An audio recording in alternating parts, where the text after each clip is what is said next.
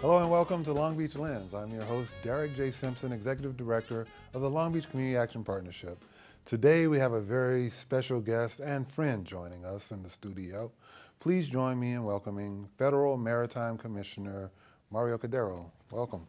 Thank you so much, Derek, and thank you for the opportunity of being here. Sure, absolutely. I know you adjusted your schedule somewhat to join us, so I'm really appreciative of that. And we, on a previous show, had now County Supervisor Janice Hahn on, and she talked about how she flew back and forth from Long Beach to DC Right. almost on a weekly basis, basically.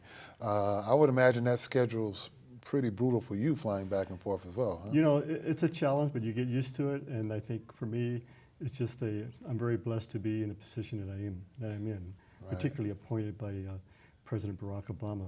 Right. For me, that's just a great thrill in my career. I'm sure it is.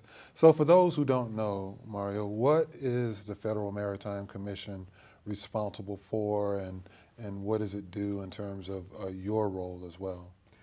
Well, the role of the FMC is twofold. Number one, it's an independent regulatory agency, and among the entities that we regulate are marine terminal operators, the vessel carriers that do foreign commerce, and the port authorities. Mm-hmm. So primarily we're a regulatory authority. The second role is in accordance with our mission, and our mission is to foster fair, efficient international movement of cargo. Mm-hmm. Then in that role, we facilitate in all respects the movement of cargo and particularly exports. So what we could do policy-wise is address those relevant issues, one of which that we've addressed in the last couple of years is the issue of congestion. Okay, and that's congestion in terms of ports or? Well, congestion in the supply chain, which begins in Gotcha. terms of the port authorities and the inland connectivity. Okay. Now, you were confirmed, I read, in 2011 and then reconfirmed in 2015. And that was all, as you said, by President Obama. And then your term expires in 2019. Yeah, based on the second confirmation, the second Right. nomination by the president, the then President Obama, my term now is through 2019. Now, I was nominated in 2010 and ultimately confirmed by the Senate in 2011. Right, so this is a very visible role for you, and as you said, a great honor. In that capacity, I would imagine you had to travel around the world as well at certain times. Yes. When you think about what the ports in America look like, and let's bring it home specifically to Long Beach, in comparison to some of the great ports of the world, what are some of the thoughts that come to mind in terms of where we are and the work that we do? Well, clearly when we talk about Long Beach and the Port of Los Angeles, this is the nation's largest port complex. So those are the two great ports of the nation.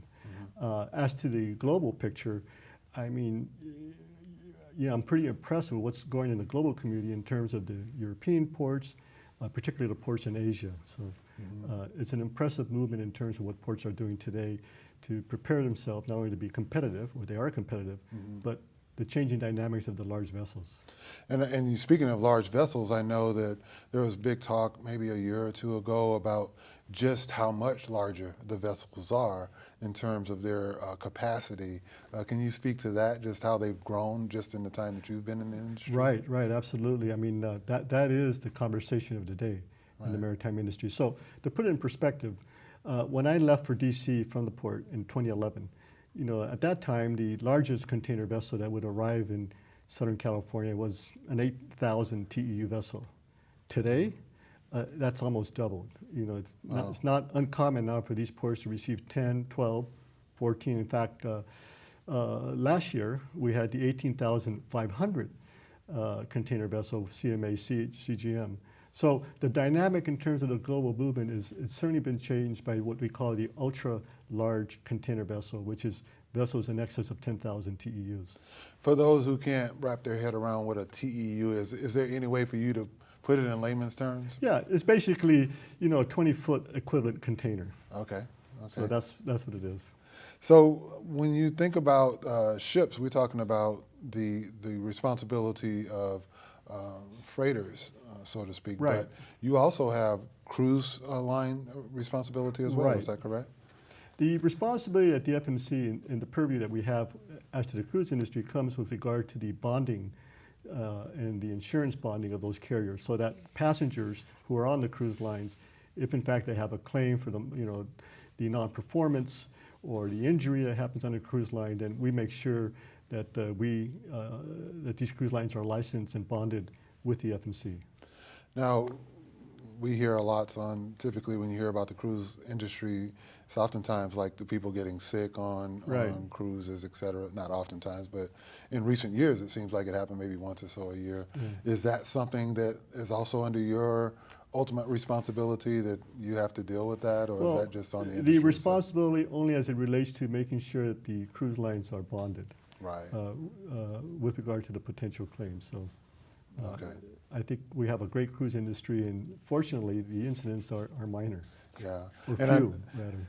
And it sounds like we're about to expand in Long Beach. I think I've heard that even Carnival might be bringing in another ship to the port of Long Beach, and that's a great plus for our city as well, would you say? Well, I think it's certainly another aspect of Long Beach in terms of the economic growth. Mm-hmm. So yes, it's certainly going to contribute to that. Now, I know you're a commissioner, but for a while there, you were actually the chairman of the commission. How did your role change from just being a commissioner to your responsibility, as you were saying, head of the department, being the chairman? Well, because of the transition, the presidential transition, as of a week and a half ago, I'm no longer chairman, so we have an acting chair now. But the change is significant because when you are the chair of the agency, you are the head of agency, the executive officer and the main administrative officer of the agency, which means you're in charge of the budget, the personnel, and all the aspects that go with running an agency. So, Mario, one of the things I wanted to ask you about, especially with everything changing, as you said, politically speaking in Washington, D.C., and I would imagine things are changing in the maritime industry, but what do you see as some of the greatest challenges in the industry right now? Well, I think in terms of the operation and transportation aspect of it, the challenges right now is the whole question of moving or bringing together, merging transportation and logistics. Okay. So essentially we're talking about technology. So that involves cost, very high investment. So that's one of the challenges for the industry right now, having the appropriate monies to invest in technology to merge logistics and transportation. And from a political perspective, do you see challenges presented that way as well, especially with the policy changes that our new president might suggest? Well, I think it's fair to say that right now the global conversation is about international trade. Okay. And some of the conversation about protectionism. So I think, international trade now has to tell their story as to the importance of this. So I think, on the policy question or on the political question, there is the challenge right now, that political conversation about international trade. You were a commissioner in Long Beach on our port once you were tapped to come to the national level. When you think back on your time there in Long Beach and you look at the port as it is today, what are you most proud of in terms of what you were able to accomplish in your role as a Port of Long Beach commissioner and seeing it evolve to what it is? No question answering that one, and that is the evolvement of the Green Port policy. So moving the whole question about sustainable development. I think that's clearly what I'm most proud of, which is the reason I'm told I was elevated. I got the attention in Washington. They were looking for someone from the Port Authority who was receptive to the concept of, sustainable development and green initiatives. Have you seen that to be an international trend, or is that still something somewhat unique here in Long Beach? No, clearly today in 2017, it's definitely a trend. I think if you look around the world, every port authority has an aspect of green port. So I think it's clearly something that I believe Long Beach certainly had the leadership and spearheaded that whole implementation of green practices. And for those who don't know what that entails, green port is not just the ships, right? It's the maybe trains, trucks, Right, all everything. aspects about port operations, Right. I think there's a big move now about electrification, reducing emissions, the equipment, and obviously the other aspect about that green port policy that was incorporated, so to speak, was clean trucks. Right. So having the movement of cargo and the less, being more efficient in terms of the harmful emissions. So as an example, we've had a substantial reduction now in particulate matter, SOx and NOx as a result of that. So.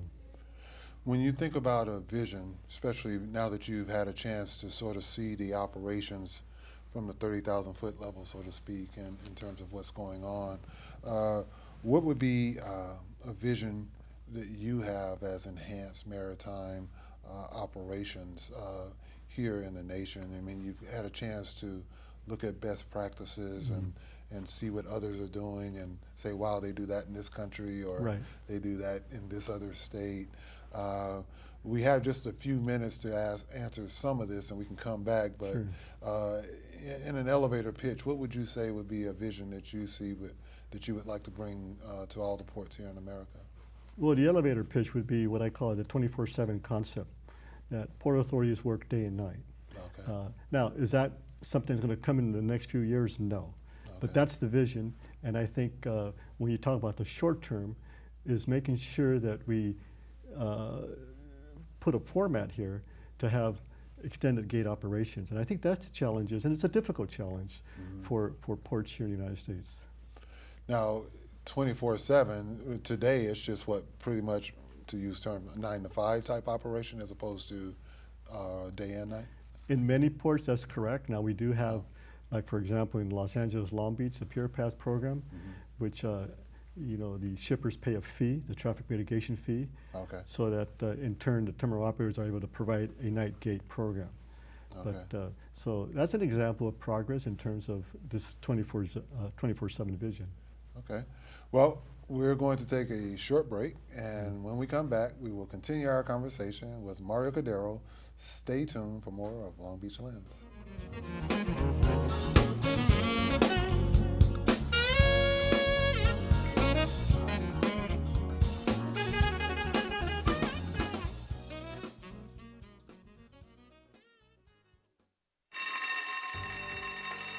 Each year, 7.5 million students nationwide miss nearly a month of school due to excused and unexcused absences. In the Long Beach Unified School District, 10% of students, including almost 11% of kindergartners, are chronically absent. The All-In Attendance Campaign is a long-term, citywide approach to encourage students to attend school every second of every period, every day. With the help of parents, teachers, and the community at large, we can turn attendance around. Are you all in? Are you tired of the run-of-the-mill duties at your internship? Getting coffee, making copies, getting prescriptions for people you don't even know? Well, not at PadNet. We're making things happen. We're getting footage. We're making PSAs. We're getting interviews with people you're gonna know. But I don't know how to do these things. No problem. We have workshops, equipment, hardware, software, underwear, all for you to learn and absorb. Check us out at padnet.tv for more information.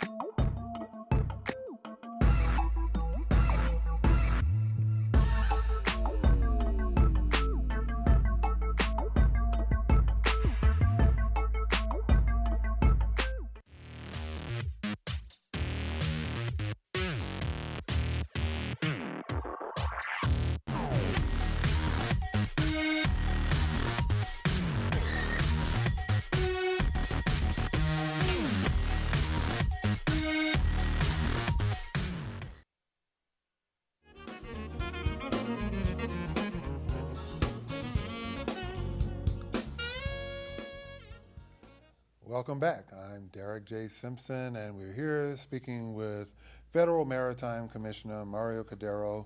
And Mario, when we think about the port and we think about the economy, most people today would say jobs. Jobs are what we want. And especially when we work with youth in the Long Beach community, sometimes, as I mentioned in an interview with Janice Hahn, supervisor of the 4th District, that my greatest fear is that I don't know what I don't know. And I find that many youth don't know what those jobs might be at the port. So first of all, can you give just a kind of brief overview of what types of positions might a young professional aspire to go into? And then maybe what are some of the things they can do to prepare themselves to move into those types of positions? I think in light of the fact that the industry is moving to, you know, a more technology-based operation. In your prior question, we talked about the maritime industry. I think it's important for young people who have this aspiration to look ahead, because I think technology and IT and other aspects in terms of that is going to prepare someone to be involved in the logistics industry, in the maritime industry, because, you know, when we talk about ports, it's more than just ports.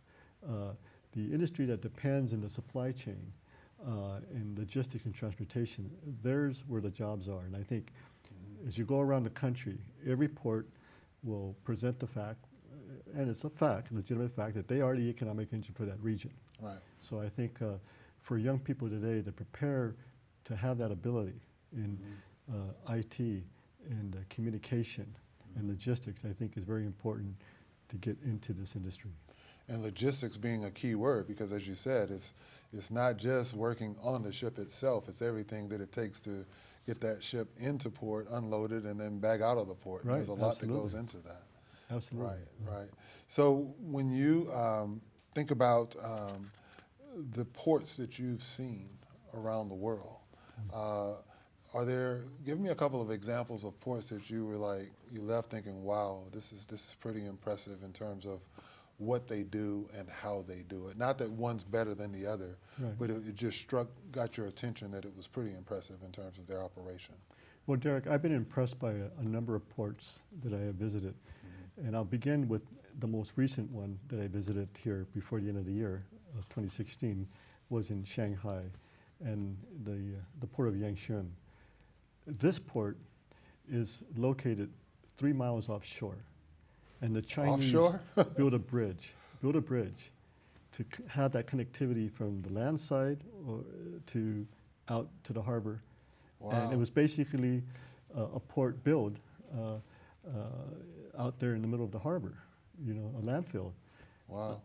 For me, it was an amazing sight of the type of infrastructure that was put in place and the number of containers moving day and night. So I think my most recent visit to International Port is probably the one that is probably the more impressive of what I've seen of an operation and the infrastructure that went with that.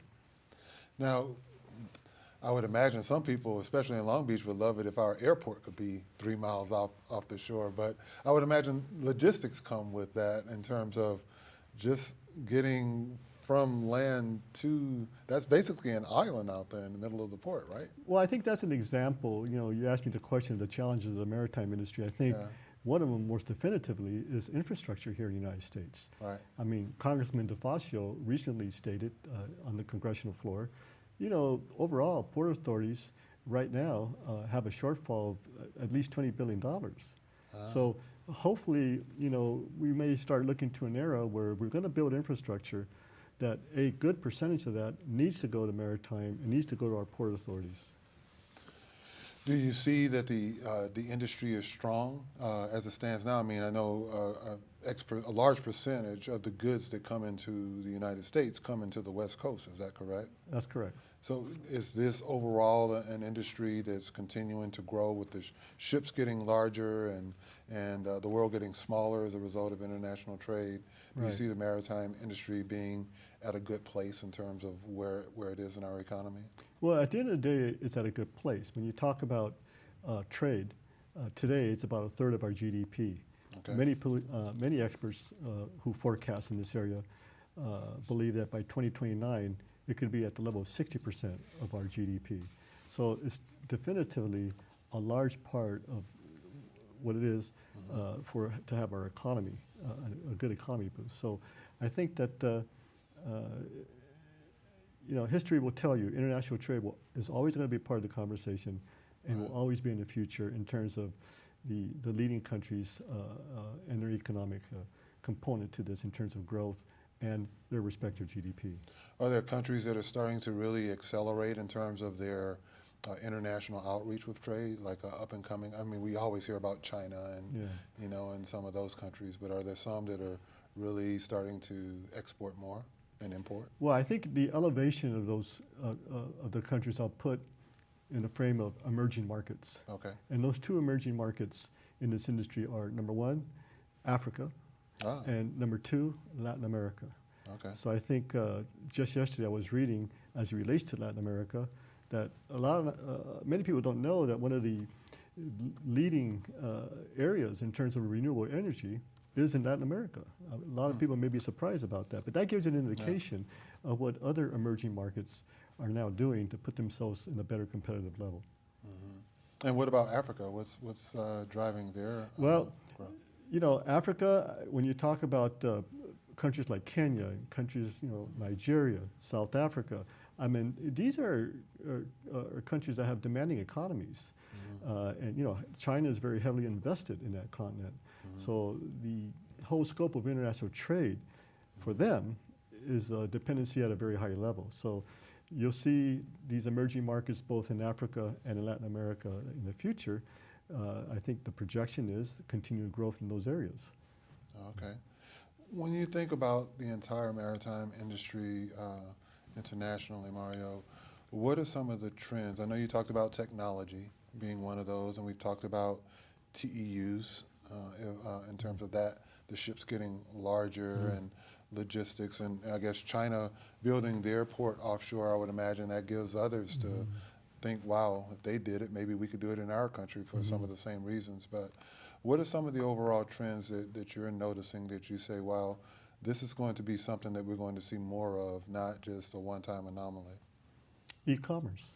An example of that is what entities like Amazon is doing, in moving that cargo directly with the BCO in terms of make sure they get that product to market.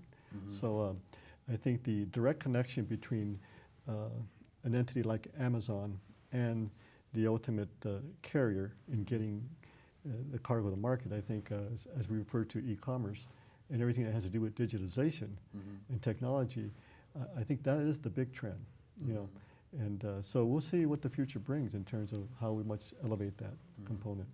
Knowing what you know, because you've just, again, been at a high level to kind of see I'm a big proponent of best practices and bringing that home here to Long Beach Community Action Partnership. So when you think about best practices that any given port might want to embrace because it's been successful and that it could be part of a greater product mix, what are some of the best practices? You mentioned e-commerce and technology. Are there other things that you would say a port would be well served if they were to embrace some of these things that you've seen, if they brought them together? I think the best practices component as it relates to ports really goes back to the growth and infrastructure. Okay. And I think in one word or two words, you could say sustainable development. Sustainable development, I think, incorporates the best practice. Okay. And that is, this is a view that, again, given the cargo movement, we've got to keep in mind sort of the environmental concerns and the best practices when you strive through efficiencies to make sure that, again, it's a win-win, not just for international trade and for business and for the community. So I think in my answer to that question is I think the best practice as it evolves the whole concept of sustainable development when the Port Authority has a growth plan of action. Right, right. Mario, there's so much to consider when you think about the ports and their impacts. What would you say to a community such as Long Beach in terms of us embracing our port and being supportive? Are there things that, whether we have a job there at the port or an interest there, we all ultimately have an interest because it serves our community, but from a community perspective, what would you say to people in any given community that is home to a port that they could do to maybe be supportive of the success of that port, if anything? Well, I think you have to support basically the operations of that port. Now, this is again port authorities around the nation. Right. I think when we talk about best practices, also have to include the fact that again, what is the value to that community? We talked about economic value, Right. and that's why we refer this phrase the economic engine to these regions. But we also have to talk about how a port authority could also translate to, you know, a community neighborhood type of a concept in which Right. you're also sort of exercising good corporate practices or corporate responsibility, and make sure that, again, for example, you have investment with the nonprofits. And those are examples that I think that the more ports do that around the nation, the more the community will embrace that port. So Right. it's no different than the concepts of the corporations around the world or in the nation who put a lot of investment with regard to their customer. Right. So I would imagine when you look at all these other ports and you think about home, you're pretty proud of the Port of Long Beach, right? Well, I'm proud of all the ports in the nation. I think when it comes down to the containerized movement of cargo, you're talking about 10 major gateways in this country. So I think what we're seeing both in the East Coast, in the Gulf, and in the West Coast, I think I'm glad I've had the opportunity to really see it from the perspective that I have brought, Right. given my experience. Right. Well, they are fortunate to have you, just as we've been fortunate here in Long Beach to have you be from here and serve us the way you have. We're out of time, but I'm not out of questions, but we'll get you back again. Well, thank you so in the much, future. Cordero. Thank you. I'd like to thank Federal Maritime Commissioner Mario Cordero for joining us on today's show. Be sure to follow PatNet TV on Facebook, Twitter, and Instagram for the latest updates. We also welcome your comments and thoughts regarding this show as we strive to make Long Beach Lens a favorite source of local news, information, and entertainment. This show has been brought to you with support from the Long Beach Community Action Partnership. Thank you for watching Long Beach Lens.